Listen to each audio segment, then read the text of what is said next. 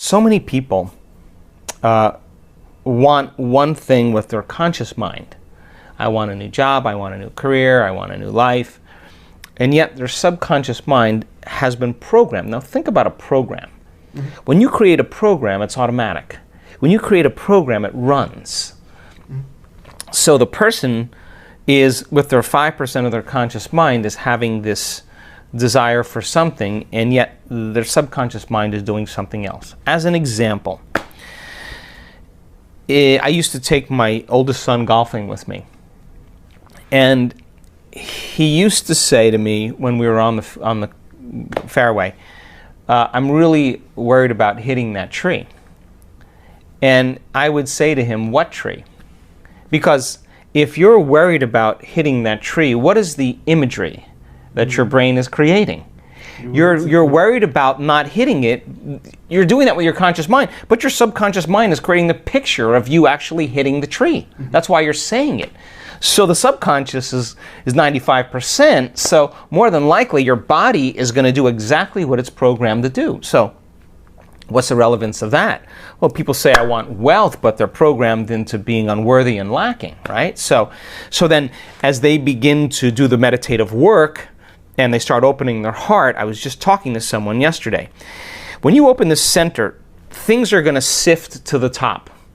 All the programs are going to come right up. And when they come up like that, you're going to see why it isn't manifesting in your life. Now, don't see it as like, why is this happening? Did I do something wrong? The subconscious is actually venting. There's a certain period of time in the early mornings where we vent our anxieties. We vent our fears. It's the way the subconscious goes, let's just have this dream and let's just get it over with. So the subconscious is saying, what if you hit the tree? What if you're actually going to hit the tree? You're going to hit the tree because that's exactly the imagery you have when you're trying to create something. You're saying, I really want this because I'm really afraid of dying. I'm really afraid of failure. I'm really afraid of rejection, right? So the person is subconsciously and unconsciously creating the imagery that's actually being revealed to them. So how do we change that? Well, really simple. We got to start rehearsing like a new way. We got to start getting into those deep brainwave states, getting beyond the analytical mind, slowing our brainwaves down, getting into the operating system, and start reprogramming. Okay, so when this happens, these are the things I'm going to do. These are the things I'm going to do to create that, and start rehearsing those steps, priming and reprogramming the brain into a new outcome. So I have had that many years in my life, but I always have seen it as a strong sign, a strong symbol that I got something switched in my brain. I could say that people say I want to be healthy. Yeah, it's 5% of your conscious mind, but you set them at the dinner table and they're breaking all the rules of everything they said. So why does that happen?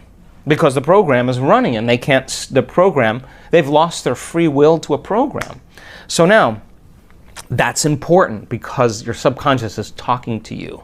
Now you got to get in there. You got to get in there and start rehearsing that you're going to step away from the table, that you're not going to eat after a certain hour, that you're going to make better choices, and rehearse them and remember what you're going to do and what you're not going to do. Now you begin to, on a fundamental level, begin to rewrite the script, begin to rewrite the program. And over time, if you make one or two new choices and restrain some old choices, you'll tend to make more better choices after you make a few, because you'll start feeling the satisfaction of your efforts. So don't see it as like doing something wrong. It's just that the mind is polarized. And people will say that they want something, but the subconscious is saying, look, this is really what's happening. So get in there now. Now you have the information to begin to unlearn those subconscious programs and begin to rewrite some new ones.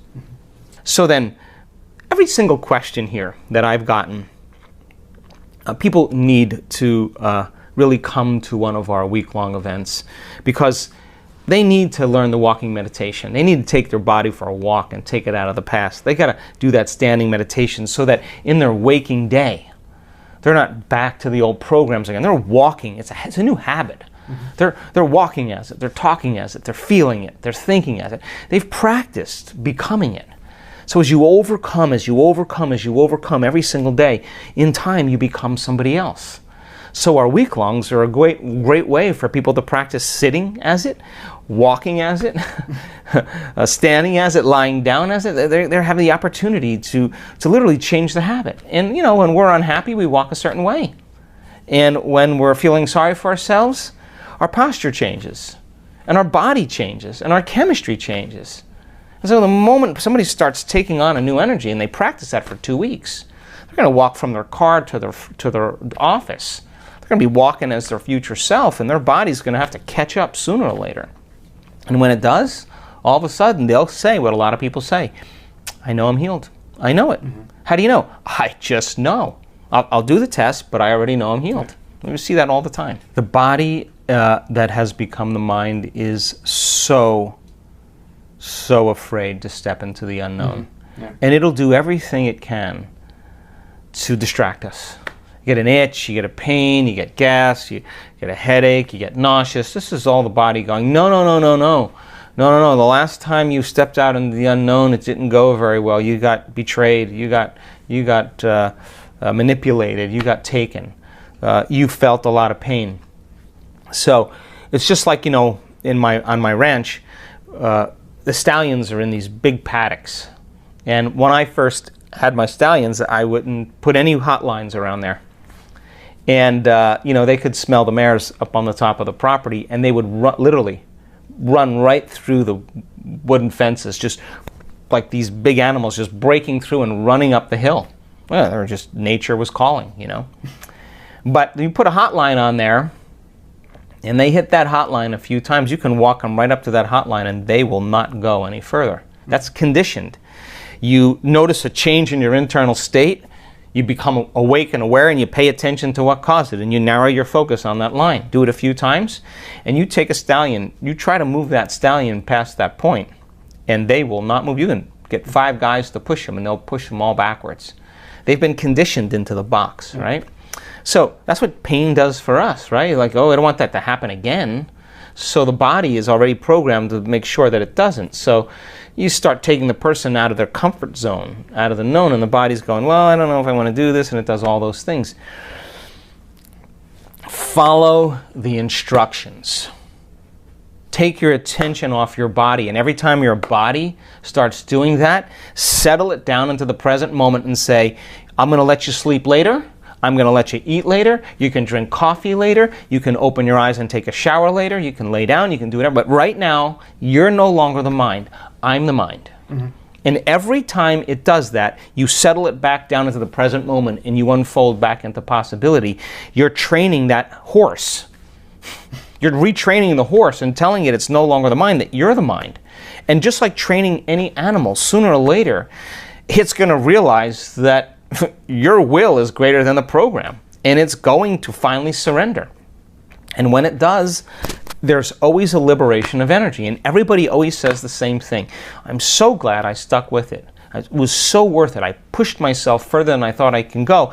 And every time you push yourself further than where you think you could go, you're in the unknown. So the moment you scratch your head, you're back in the known. The moment you start yawning, your body's going, oh, I don't want to do this. But hey, listen, if you're going to have a date with the divine, and you're showing up yawning and scratching and disinterested, you don't even believe it exists. If you knew that divine was a loving intelligence, and that it is the very fabric of everything material, and that it's been present the whole entire time, and you got to meet it with the same energy. Your mind has to match its mind. Your love for life has to match its love for life. Your will has to match its will. And when you do, and you eclipse with that intelligence, you won't be yawning. You won't be itching. You will be stunned by its magnificence. So many people they go at it kind of half speed, and they go at it like, I don't want to do this, or I'm tired, or that's the body-mind talking as they go into it unconsciously. But if you knew that you could create something new by changing your energy, and that you could connect to this intelligence that's real, what would you bring to the date? You'd be on time. You would be present. You would be engaged. You would bring your best. You wouldn't let anybody or anything distract you, just like your date with a lover. You wouldn't miss that date for anything. You would move mountains to make sure that you had time for that person. Well, we're talking about the prima materia here. I mean, if you're showing up that way, then there's a program that you're already thinking that it doesn't exist subconsciously, or that you can't arrive at, or it's too hard, or it takes too much work, or whatever people do when they resign.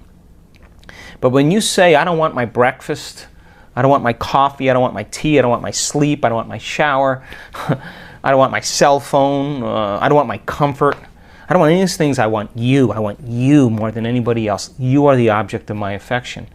And you bring your best. I mean, think about this. People step into the altar of the divine and they complain all the time. Like they beg for things. I mean, do you want a relationship? Think about it. Do you want to be in a relationship with someone who's asking for things, for you to do things all the time for them? They're needing things all the time, that they're begging, that they're... Sooner or later, you're just going to be like, I don't have time for this, because you're not connecting first, right? So connect with that intelligence and understand that you have to match it in its presence, and that you have to make a commitment when you sit down. You're going to sit up like a noble being, that you are going to disconnect from everyone or anything, and you're saying, this is my time. I'm investing my time and attention into the divine. I'm putting my attention on the unknown, and I want to see feedback in my life to let me know that this intelligence is real. And I'm making time to emulate it, to become it, to connect with it. And no person, no thing, no experience, no place is going to take me from my attention to it. And now you're going to get an electrical signal, and your body's going to be like jumping on a horse and grabbing your legs and wrapping around and giving a little kick, like, let's ride. The horse knows the moment the rider gets on and grabs it and kicks it, like we ride, the horse knows that it's no longer the mind, that somebody else with a greater intelligence is now the mind. So many people have been conditioned into believing how powerless they are. They don't think that their thoughts make a difference, that their feelings make a difference, that their gestures go unseen. People that they're ever seen. People have been conditioned that they don't matter, that they're powerless. That is absolutely not the truth. Sit up like a noble being. Command the present moment and say, for these 45 minutes or half an hour or 20 minutes or an hour, whatever it is that's for you, this is who I become. And you don't get up until that person. Your body is going to sooner or later get very, very excited about connecting to it, because that feeling is going to be electric, and I can guarantee you won't be yawning or scratching or any of that stuff. You're going to leave that way behind. That's just the body, and it just needs a master to step in and say, this is my time and this is how we do it.